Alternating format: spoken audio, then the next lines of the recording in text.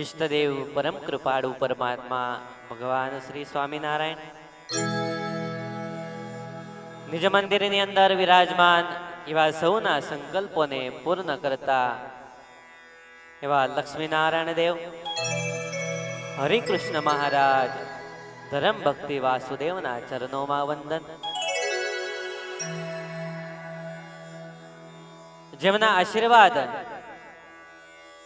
આપણને પ્રાપ્ત થાય છે એવા વડતાલ પીઠાધિપતિ આચાર્ય શ્રી રાકેશ પ્રસાદજી મહારાજ, જેમની પ્રેરણાથી સુંદર આપણને આ રાત્રિ કથાનું આયોજન કરી આપ્યું એવા વડતાલ મંદિરના ચેરમેન શ્રી સ્વામી દેવપ્રકાશદાસજી, તેમજ વડતાલ મંદિરના કોઠારી શાસ્ત્રી સ્વામી સંત વલ્લભદાસજી, શાસ્ત્રી સ્વામી શ્યામ વલ્લભદાસજી, મારા ગુરુ સદગુરુ કોઠારી સ્વામી ભગવત સ્વરૂપદાસજી, તેમજ આ કથાને જે ભક્તો ઓનલાઈન દ્વારા શ્રવણ કરી રહ્યા છે એ દરેક ભક્તોને મારા હેતપૂર્વક જય શ્રી સ્વામિનારાયણ. આજનો આ રડિયામનો દિવસ, આ પવિત્ર દિવસે આજની તારીખ 28/6/2021 ના રોજે જે શ્રી ભક્તોના ચરિત્રોનું શ્રવણ કરી રહ્યા છીએ એમાંયલા જ એક એવા ભક્ત જે મેવું ગામના જાનબાઈ એ મહામુક્તરાજ એ બાઈનું જે ચરિત્ર છે એ ચરિત્રને આપણે શ્રવણ કરીશું. જેનું મન શ્રી હરિનું મૂર્તિ જોતા જ ઠરી જાય. આ મૂર્તિ એવી હતી કે કોઈના પણ હૈયામાં ઉતરી જાય એવી મહારાજની અલૌકિક મૂર્તિ હતી. દંડાવ્ય દેશની અંદર મેવ ગામના ભૂષણ ભાવસાર તે સારા સત્સંગી ગણાતા હતા. તેમના જે પત્ની હતા તે ખૂબ શ્રદ્ધાવાન હતા. આ પરિવાર ભગવાનની સાથે જોડાયેલો પરિવાર હતો.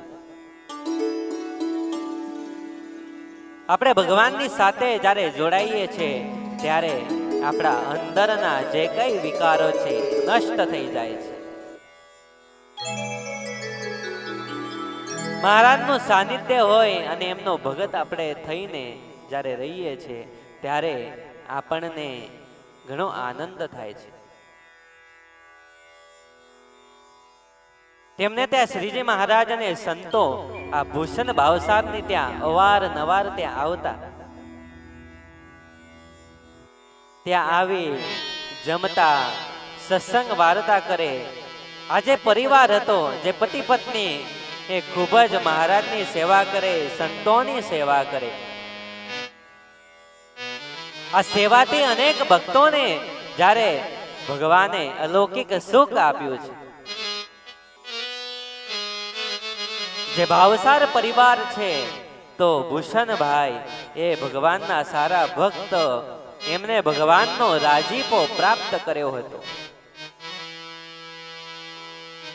એમના જીવનની અંદર એમને સંતાન પ્રાપ્તિ ન થતી એટલે મહારાજને કહ્યું કે પ્રભુ, અમે આટલી બધી સેવા કરીએ છીએ પરંતુ મહારાજ અમારી ઉપર કૃપા કરો કે અમારે ત્યાં એક સંતાન પ્રાપ્ત થાય. મહારાજને પ્રાર્થના કરી અને ઘણો સમય વ્યતીત થતા તેમને ત્યાં એક બાળકીનો જન્મ થયો છે. જન્મ થયો અને એ બાળકીને જ્યાં જોઈને તેમના હાથ, પગ, જે બધા અવયવો છે એ અવયવોની ખોટ એમને જણાય છે. બંને જણા બહુ દુઃખી થયા. ભાગવતની અંદર આપણે એ ધુંધુકારીનું દ્રષ્ટાંત જ્યારે જોઈએ છે ત્યારે આપણને ખ્યાલ આવે છે જીવનની અંદર સંતાન પ્રાપ્તિ ન હોય ને તો એમ માનવું કે આપણો દીકરો એ ભગવાન છે. ભગવાનને આપણા ઘરના સભ્ય તરીકે જો રાખીશું ને તો ભગવાનની સાથે હેત બંધાશે. જેમ આપણે સંસારની અંદર રહીએ છીએ અને એક આપણા ઘરના સભ્યને આપણે ટાઈમે ટાઈમ જમવાનું આપીએ, ટાઈમે ટાઈમ દરેક ક્રિયા કરાવીએ છીએ, બસ એ જ ક્રિયા ભગવાનની સાથે જો કરાવીશું ને તો ભગવાન આ રાજી કરવાનું અતિ ઉત્તમ એ સાધન છે. ધુંધુકારીના જીવનમાં એનું જીવન કેવું હતું? એની માં ધુંધલી એ ખૂબ આળસુ. એના જીવનમાં સંતાન પ્રાપ્તિ ન હતી, કારણ કે હવે એને ગર્ભ રે અને એ વાતો એને ગમતી ન હતી. 7 જન્મ સુધી એ આત્મદેવને એના ઘરે એને સંતાન ન હતું. એને સંતાન ન હોવાથી દુખી થયો અને વનમાં જંગલમાં નીકળી પડ્યો છે. આત્મદેવ નીકળી પડ્યા. જ્યાં ઉભા રહ્યા ત્યાં એક સંત મળ્યા છે. સંતએ પૂછ્યું કે ભાઈ શું તકલીફ છે, શું દુઃખ છે? આત્મદેવ સંતને કહે છે કે મહાત્માજી તમે મારું દુઃખ દૂર કરી શકશો? ત્યારે મહાત્માજીએ કહ્યું, સંતે કહ્યું કે આત્મદેવ શું દુઃખ છે આપણું એ આપ કહો. ત્યારે આત્મદેવે કહ્યું કે મહારાજ મને મારા ઘરમાં સંતાન પ્રાપ્તિ થતી નથી, એનું કારણ શું અને ક્યારે મને સંતાન પ્રાપ્તિ થશે? એ સમયે સંતએ આંખ બંધ કરી અને જોયું છે તો આ આત્મદેવના ભાગ્યમાં 7 જન્મ સુધી સંતાન ન થાય એ હતું. આવું જ લખાયેલું હતું. સંત એ સમાધિમાંથી જાગી અને આત્મદેવને વાત કરે છે કે ભાઈ તમારા જીવનમાં સંતાન પ્રાપ્તિ નથી, 7 જન્મ સુધી તમને સંતાન નહીં મળે. આત્મદેવને ખૂબ દુઃખ થયું છે. આત્મદેવ કહેવા માંડ્યા કે સંત મહારાજ મારા ઘરે આટલું બધું ધન છે, વૈભવ છે, અરે દરેક વસ્તુ છે, પરંતુ આને કોણ ભોગવશે? ત્યારે સંતોએ એમ કહ્યું છે કે જ્યારે આવી પરિસ્થિતિ હોય આપણે ત્યાં બધું જ હોય અને આપણને સંતાન પ્રાપ્તિ નથી તો આપણે એક કામ કરવું, એ ધનનો ઉપયોગ કોઈ સારા કાર્યમાં કરવો, એ ધનનો ઉપયોગ ભગવાનના મંદિરમાં દાન કરવામાં કરવો, જેથી કરીને એ ધનનો ઉપયોગ એક સંતોમાં વપરાય, ભગવાનના ખર્ચે વપરાય. આત્મદેવ દુઃખી થયા અને આ દુઃખ જોઈ સંતને ખૂબ દયા આવી.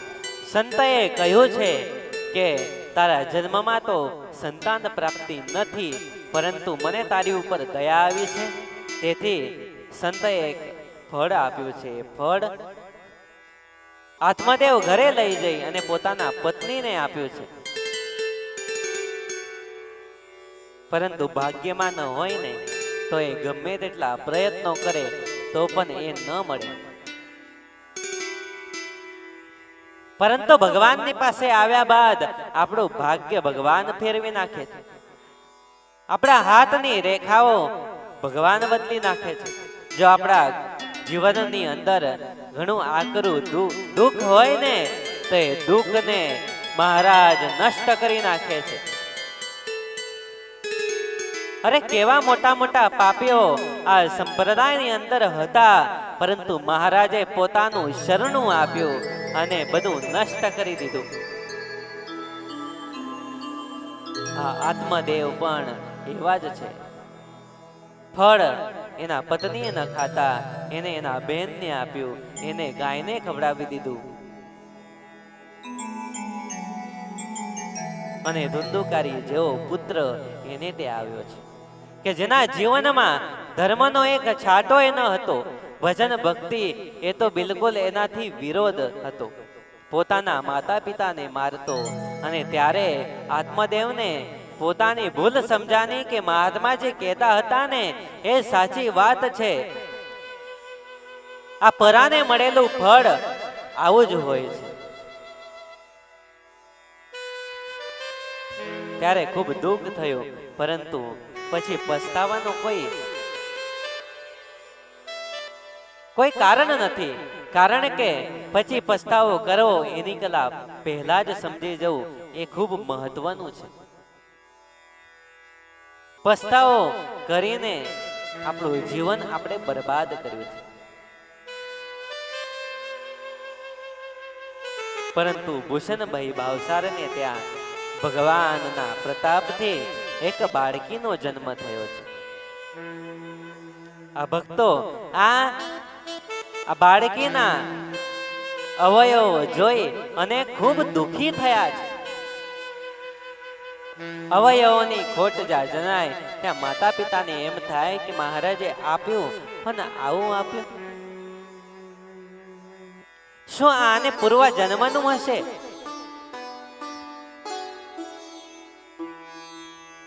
ભાવસાર ભૂષણભાઈ કરીને એમને ભગવાનને પ્રાર્થના કરી કે પ્રભુ, તમે જે કઈ ફળ આપ્યું છે, પરંતુ હવે આ કેવી રીતે જીવશે, આનું પાલન પોષણ કેવી રીતે કરવું એ અમને ખ્યાલ આવતો નથી.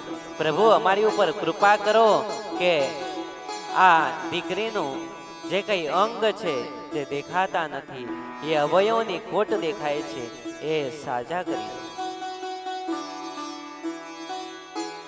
એ મહારાજ આ બાળકીનું પોષણ થાય એવું કંઈક કરો. મહારાજ, એવા કયા અમારા કઠણ કર્મ છે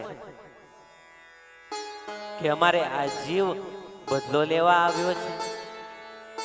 મહારાજ, કઈક કૃપા કરો, કઈક કૃપા કરો.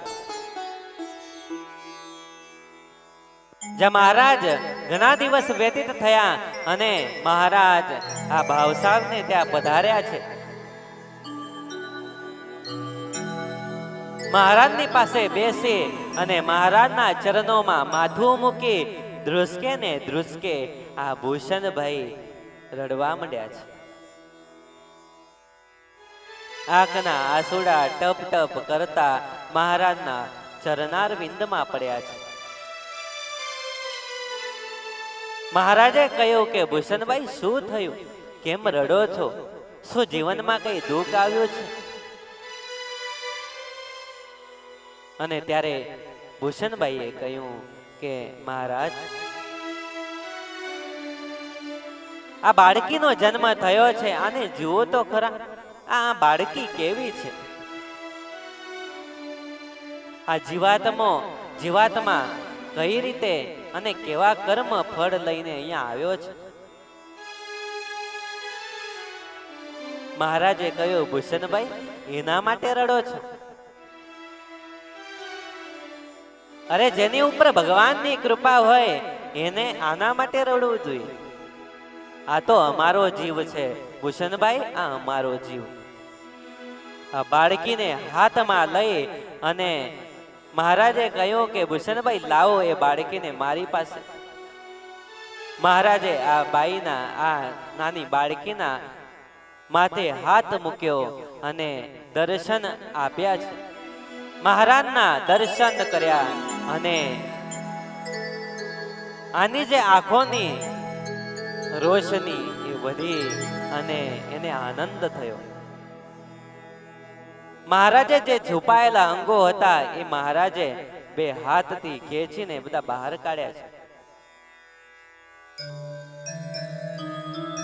ભાવસાર ભગતને કહ્યું કે આ તો અમારો જીવાત્મા છે, અમારા દર્શનની તાલાવેલી હતી, તેથી આ સ્ત્રી ભક્ત બહુ મોટા થશે હો. અમારા દર્શન થયા ને આ નાની બાળકીને ઘણો આનંદ થયો છે, અને એ જ સમયે બાળકી હસવા મંદ મંદ હસે છે. મહારાજનો સ્પર્શ થયો, એ જીવાત્મા પવિત્ર બની ગયો છે. અને ત્યાં તો મહારાજના મુખમાંથી શબ્દો નીકળ્યા કે લ્યો, તમને અમારા દર્શનની તાલાવેલી હતી, લગ્ન લાગી હતી ને, એટલે અમે તમારો અધૂરાપો પૂરો કર્યો છે. અને બાળકી ઉપર હાથ ફેરવી અને એના અંગોને સૌંદર્ય આપ્યું છે. અરે ભગવાનની કૃપા હોય તો બધું જ શક્ય બની શકે છે. આપણે કુબજાને જોઈએ છે, કુબજાએ ભગવાન શ્રી કૃષ્ણની સેવા કરી તો શું એને મળ્યું? કુબજાએ કહ્યું કે પ્રભુ, આ અંગો જુઓ તો ખરા કેવા છે. પરંતુ જા ચંદનનો લેપ એ ભગવાન શ્રી કૃષ્ણને અને કૃષ્ણના મિત્રોને કરી આપ્યો. ત્યાં ભગવાન શ્રી કૃષ્ણએ આશીર્વાદ આપ્યા કે જાઓ દેવી, આ તમારા દરેક અંગો સીધા થશે અને તમે સુંદરી થશો. ભગવાનના કૃપાથી, ભગવાનની કૃપા થઈ, અંગો સીધા થયા અને આનું સ્વરૂપ, આનું રૂપ બહુ સુંદર બન્યું છે. રૂપ સુંદરી બની છે.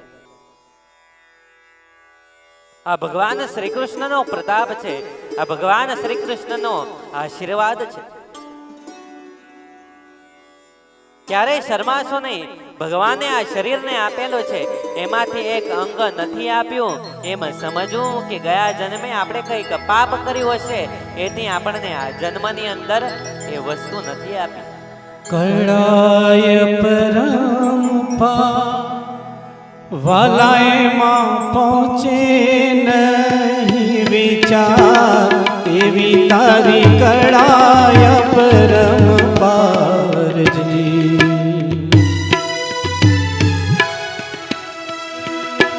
હો કળાય પરમપા વાલાએમાં પહોંચે નહીં વિચાર, એવી તારી કળાય પરમપારજી.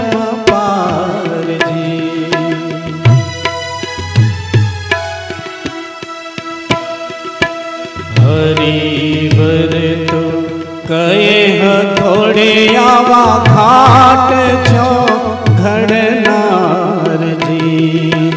હરિવર તો કહે હથોડે આવા ઘાટ છો ઘડનારજી. બાળકને પ્રભુ માત પિતાની, બાળકને પ્રભુ માત પિતાની કેમ આવે અણસાર, એવી તારી કળાય પરમપારજી. કળા અપરંપાર વાલાએમાં પહોંચે નહીં વિચાર, એવી તારી કળાય પરમપારજી.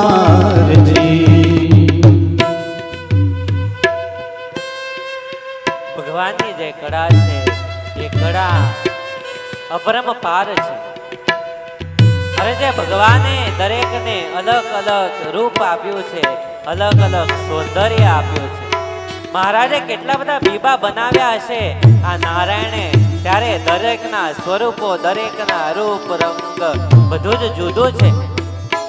દરેકને નામ આપ્યા અને એ રીતે આપણે ઓળખાયા છે. હણો માયા વડ સંકેલ્યો એના મૂળ ધામોનારજી.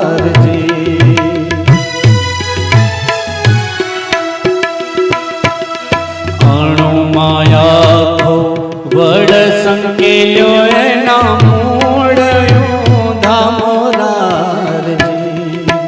કીડીના આતર કેમ ઘડિયા, કીડીના આતર કેમ ઘડિયા, સર્જનહાર એવી તારી કળાય પરમપારજી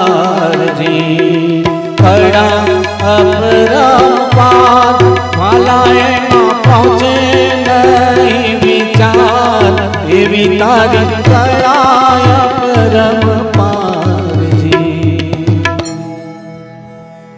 ભગવાનની જે કળા છે ને એ કળા દરેકને અલગ અલગ સ્વરૂપ, દરેકનો કલર અલગ અલગ જુદો જુદો. આ જગતમાં આવીને એને નામ આપ્યું અને ત્યારબાદ મનુષ્ય ઓળખાયો છે. ભગવાનની કળાને આપણે ઓળખી નથી શકતા. ભગવાન પાસે અલૌકિક કુદરતી કળા છે જેને આ જગતને બનાવ્યું છે, આ જગતના મનુષ્યને બનાવ્યું છે. પરંતુ આજનો મનુષ્ય, આ કળિયુગની અંદર રહેલો મનુષ્ય ભગવાનને પણ બનાવી જાય છે. આ બાળકીનું જે સૌંદર્ય છે એ સૌંદર્ય જોઈ અને ગામના દરેક ભક્તોને આશ્ચર્યચકિત થયું કે ઓહો, જેમ કૃષ્ણ અવતારમાં કુબજાના અંગો સીધા કર્યા હતા, બસ આજે પ્રભુએ આ જાનબાઈ નાનકડી દીકરી એના અંગો સીધા કર્યા છે, એક સુંદર સ્ત્રી બનાવી છે. મહારાજે આમ આશીર્વાદ આપતા આપતા એનું નામકરણ સંસ્કાર કર્યું છે. એનું નામકરણ કરી અને એનું નામ રાખ્યું છે કે આ પુત્રીનું નામ જાનબાઈ રાખજો. બહુ મોટા સત્સંગી થશે. આ આત્મા સાક્ષાત સતી દેવી કહેવાય. તમારે ત્યાં સાક્ષાત સતી પધાર્યા છે. આ કોઈ સાધારણ સ્ત્રી નથી ભગત, આ તો આ સતી છે. મહારાજે સુંદર એવું જાનબાઈ નામ રાખ્યું છે. જેની અંદર જેવા ગુણ હતા ને એવા એમાં એના નામ રાખ્યા. ભગવાનના નામમાં કેટલી શક્તિ છે, કેટલી તાકાત છે. આ જગતનો મનુષ્ય જેમ તેમ નામ રાખે છે જેનો કોઈ અર્થ નીકળતો નથી. આપણે આપણા દીકરાઓના નામ રાખીએ, આપણા દીકરીઓના નામ રાખીએ તો કોઈ ભગવાનના નામ ઉપરથી રાખે, કોઈ દેવીના નામ ઉપરથી રાખે. પરંતુ એવા ન રાખશો કે જેનાથી કોઈ અર્થ નથી નીકળતો. જો આપણા દીકરીનું નામ લક્ષ્મી હશે, સીતા હશે તો એ બહાને આપણને દરેક પડે પડે દિવસે દિવસે ભગવાનનું આપણા થકી ભજન થાય. એ ભગવાનના ભજનનો મહિમા ત્યારે સમજાય કે આ ભજનની તાકાત છે. ભગવાનનું નામ એવું ગુણકારી છે કે જે નામથી જમદૂત પણ ભાગી જાય છે. ભગવાનનું નામ એ કલ્યાણકારી છે, જેનાથી આપણા જીવનની અંદર દરેક વસ્તુ પ્રાપ્ત કરવાનું બળ આપણને પ્રાપ્ત થાય છે. ભગવાનના નામથી, ભગવાનની કથાથી આપણું જીવન એ સુખી થાય. કેટલાય કામ થાય, આપણે એમ માનીએ કે આપણા થકી કામ થાય છે એવું ન વિચારશું. આ ભગવાનનું નામ છે ને, ભગવાનના નામથી આપણું કામ થાય છે. આપણે તિલક ચાંદલો કરીએ છીએ, ગળામાં કંઠી પહેરીએ છીએ અને કોઈના સામે જઈને ઊભા રહીએ ને અને એમ કહીએ ને કે મારે જરૂર છે નોકરીની, તો એમ કહેવાય આ તો ભગવાનનો પરચો ત્યારે આપણને ફળે કે આ ગળામાં કંઠી અને માથે તિલક ચાંદલો કર્યો છે એની શક્તિ છે. ભગવાનનો ભક્ત જાણીને આપણને એ નોકરી આપે, ભગવાનનો ભક્ત જાણીને આપણને દરેક વસ્તુ પ્રાપ્ત થાય. આપણને એમ થાય કે ભગવાન જાતે અહીંયા આપણને આપવા આવશે, એવું નથી. એ તો કોઈના થકી આપણા કાર્ય મનોરથો પૂર્ણ કરે છે. ગીતાજીમાં કહ્યું છે કે યોગક્ષેમં વહામ્યહમ, ભગવાન યોગ પૂરા પાડે છે. તો ભગવાનનું નામ એક બહુ ગુણકારી છે. तो जप ले हरि का नाम,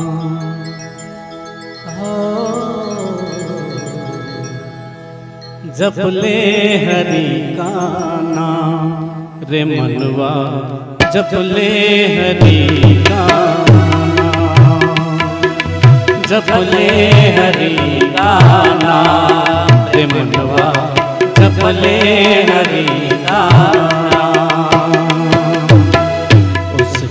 नाम से बन जाएंगे, उसके नाम से बन जाएंगे तेरे बिगड़े काम रे मनवा, जप ले हरि का नाम, जप ले हरि का नाम रे मनवा, जप ले हरि का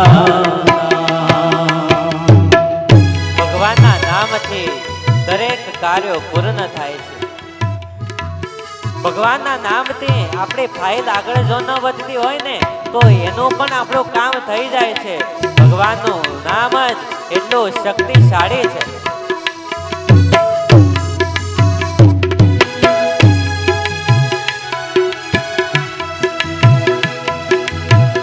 नाम तो धन है जो एक धनवान बना दे,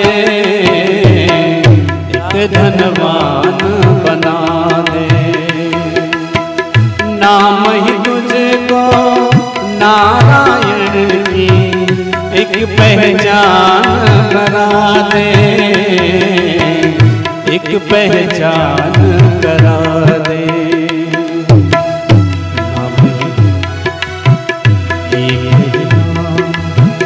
राम कहे तो एक ही नाम से, राम कहे तो या कह दे रहे मान रे मनवा, जप ले हरि का नाम, जप ले हरि का नाम रे मनवा, जप ले हरि का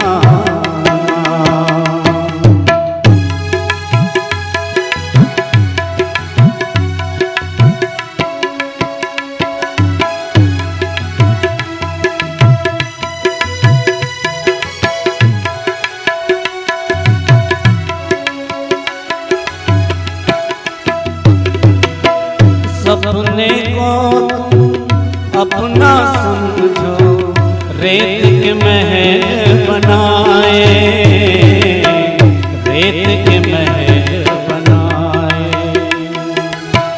परछाई के पीछे भागे, हाथ कछु ना आवे, हाथ कछु ना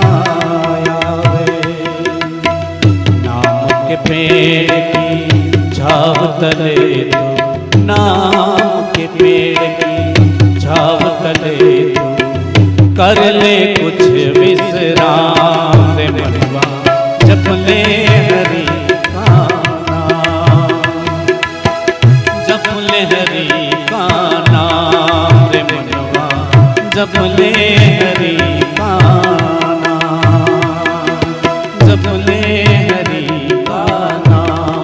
मनवा, जप ले हरि का नाम। ભગવાનના નામથી દરેક કાર્ય પૂર્ણ થાય છે. સંતોએ શાસ્ત્રની અંદર નામનો મહિમા કહ્યો.